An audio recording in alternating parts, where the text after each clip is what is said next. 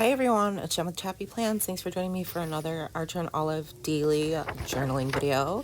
So I'm in my camping theme for August. This is week 31. If you'd like to see what I'm going to do, stick around.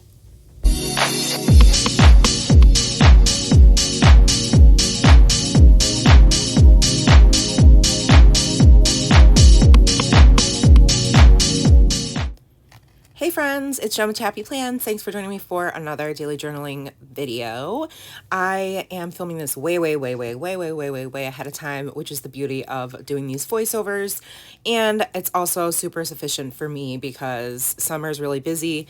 And if I can get ahead on any projects, then I am more than happy to do that, especially because in the fall, I will start substitute teaching at least twice a week, in addition to being PTA president. And I still work a few hours a week at my church position. So it's good for me to be able to film ahead. I have sped this up times, I think 5.5.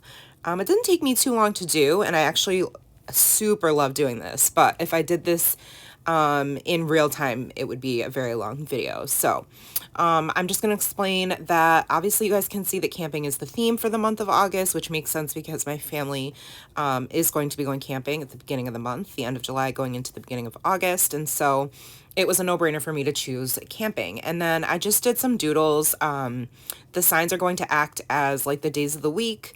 I realized in retrospect that I didn't even write them in because I just got so distracted with like stamping and coloring. And then I just trace all of the sketches that I made, and I'm going to do all the erasing for all the pencil marks and then edit the rest of that out. And I'm going to stamp week 31. I picked out some inks, and in hindsight, I do end up switching them out after I use the inks because I found a better match. But right now, I'm using these alphas from Ali Edwards. Her alphas are awesome. Part of her alphas are awesome stamps. I think this was like 3 or 4. She releases a new set or 2 every month, and they are like distressed letters, and I think they're really great. And so I use those, and then these numbers that are on the, these are Destination Alphas from Heidi Swapp. They're very similar, like almost the same font, but no distressing. They're just a solid block. But the numbers are included on this one, which I love. And so I use those numbers to put 31, and then I'm going to use all of these numbers off of this Blue Sky 6x8 Alpha from Heidi Swapp as well. This is one of my favorite alpha sets of all time. Some of the numbers aren't even sticking to the paper anymore, like to the acetate. So I'm just going to stamp out all of the numbers.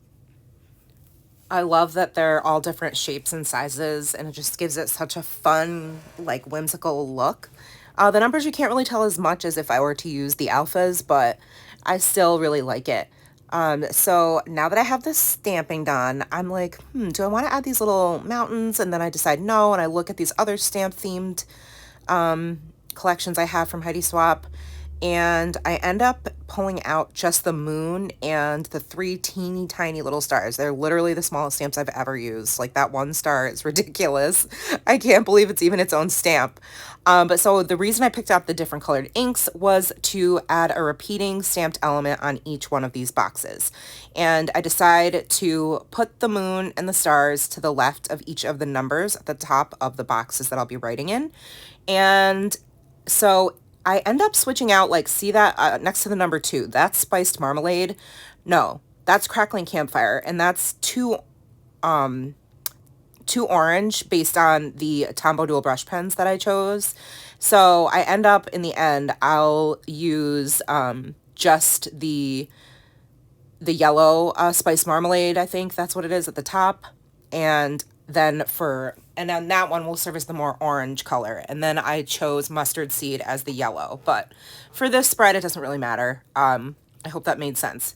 So, and then I use, so I have Festive Berries. No, just kidding.